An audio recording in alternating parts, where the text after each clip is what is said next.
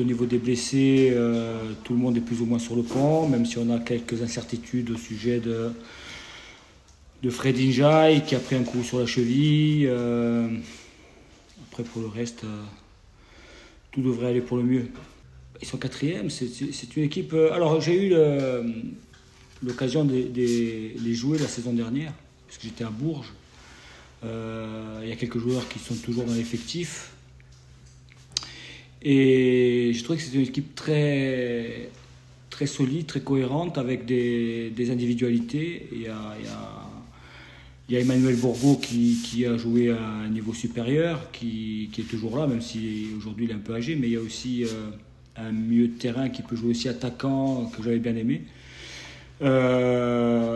Après, j'ai vu qu'ils s'étaient renforcés aussi avec l'arrivée de joueurs en fin de carrière, mais c'est quand même des joueurs qui ont connu le monde professionnel, comme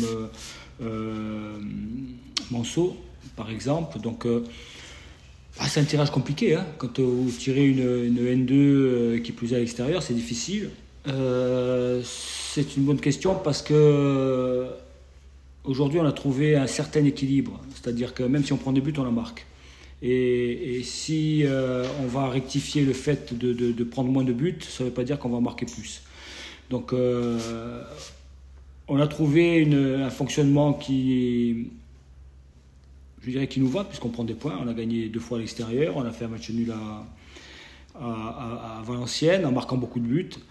Le seul match où on n'a pas marqué, où on a perdu 3-0, c'est à Nancy. Après, pour le reste, à chaque fois, on a pu marquer à l'extérieur. Mais c'est une question d'équilibre. Après, les buts, vous savez, vous prenez des buts, je prends l'exemple de celui de Versailles, où c'est plutôt une erreur d'appréciation, une erreur individuelle, plutôt qu'une erreur collective.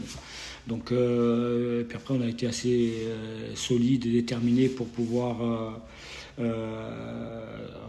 revenir à la marque et puis prendre l'avantage, et puis ensuite pour garder le résultat. Donc oui, il faut être beaucoup plus performant défensivement, mais il ne faut pas que ce soit au détriment de l'aspect offensif.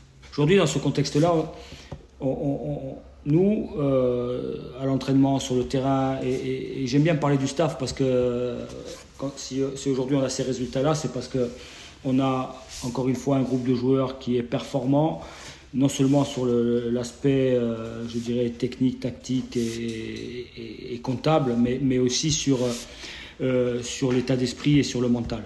Et on a un staff qui fait tout pour mettre ses joueurs dans les meilleures conditions. Donc c'est un ensemble de choses qui fait qu'aujourd'hui on est performant. Mais faut être mesuré et être vigilant parce que ça peut aller très vite. Donc on est arrivé à quasiment un tiers du championnat puisqu'on a 10 matchs de jouer. C'est vrai qu'on a une position que beaucoup d'équipes envisagent ou envisageraient d'être à notre place, mais ils prennent conscience qu'ils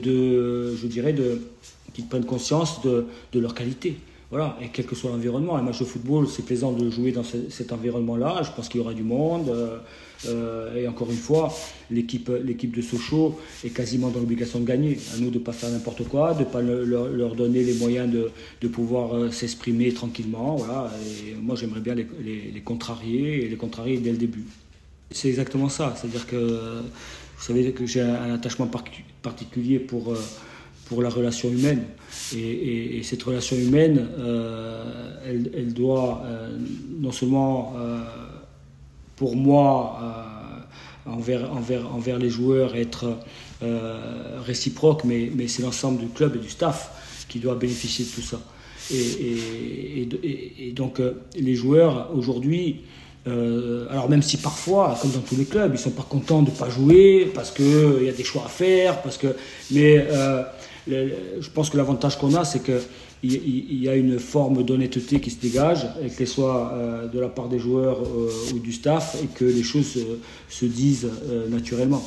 Donc il n'y a pas il n'y a pas de non-dit, il n'y a pas de. Même si, encore une fois, hein, tout le monde a envie de jouer, tout le monde a envie d'être performant, tout le monde pense qu'il est le meilleur, et on connaît la musique, mais voilà, à un moment donné, cet échange, cette relation de franchise et de confiance, elle est mutuelle, et c'est ça qu'il faut retenir. Et aujourd'hui, si on a ces résultats, c'est peut-être aussi parce que humainement, il y a des choses qui se passent. Voilà. Et je dis, j'ai un groupe de joueurs extraordinaires, ne serait-ce que sur les séances d'entraînement, mais vous le voyez, vous aussi, quand il y a des joueurs qui rentrent et qui font des différences pour faire gagner l'équipe, bah, c'est un signe. Et nous, aujourd'hui, on est là-dedans, et ça, il ne faut pas le perdre. Bah, c'est un garçon, vous le connaissez, vous le voyez jouer, donc il a des qualités un peu particulières. Hein. C'est quelqu'un qui est capable d'éliminer, qui a des appuis très solides, qui est capable de déstabiliser n'importe quel défenseur. C'est quelqu'un qui a un très bon état d'esprit, qui travaille, et puis lui aussi, comme d'autres, a franchi des paliers pendant la préparation et pendant je dirais les matchs. Lui aussi a besoin de franchir des paliers encore, parce qu'il a des qualités qui sont quand même aujourd'hui très recherchées. Hein. Capacité d'éliminer, de marquer des buts, parce qu'il a marqué, il a une frappe aussi qui est intéressante. Donc c'est un garçon qui a encore à mon avis, encore une marge de progression importante, et ce qu'il y a de bien avec lui, c'est qu'on ne sait pas où il peut s'arrêter. On est proche des joueurs, et là je parle du staff, quand on arrive à communiquer tous les jours avec les joueurs, on les intègre dans un club, mais on les intègre aussi dans une famille. Et je pense qu'Amadou en avait besoin, et aujourd'hui il nous le rend. Voilà, il nous le rend sur le terrain, parce que c'est un joueur qui, à l'entraînement, donne tout.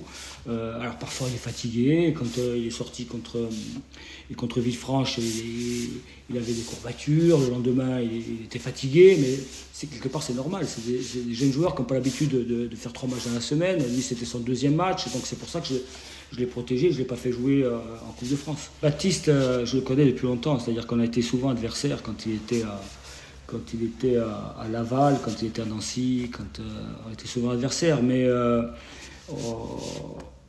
après, je l'ai connu plus particulièrement quand je l'ai eu pendant 6 mois à Bourges. Mais là aussi, je peux dire que du bien, moi, de Baptiste. Au niveau d'état d'esprit, c'est quelqu'un qui rentre 5 minutes, 10 minutes, une demi-heure, qu'il soit titulaire, qu'il soit sur le banc, il va toujours donner le maximum pour le collectif. Et on a besoin de garçons comme ça dans un vestiaire, parce que ça tire, je dirais, l'état d'esprit, ça tire le collectif vers le haut. Et c'est primordial si on veut avoir une équipe performante. Voilà, il faut qu'on ait, pour moi c'est un relais dans le vestiaire, c'est un relais sur le terrain quand il joue, c'est un relais exceptionnel dans la relation qu'on peut avoir, et là encore c'est que du bonheur d'avoir des joueurs comme ça. Mais quand vous voyez ça dans un groupe, c'est-à-dire que alors je l'ai tout le temps utilisé sur tous les matchs. Oui. Très peu. Il a fait peut-être 1 ou 2 matchs titulaires, 2 je crois, en championnat, hein, 2 matchs titulaires. Mais quand vous avez des garçons qui jouent très peu et qui ont un état d'esprit comme ça, bah, tout le monde est obligé de suivre. Il n'y a pas de... Je veux dire, on peut être mécontent, mais à un moment donné, c'est le collectif qui prime.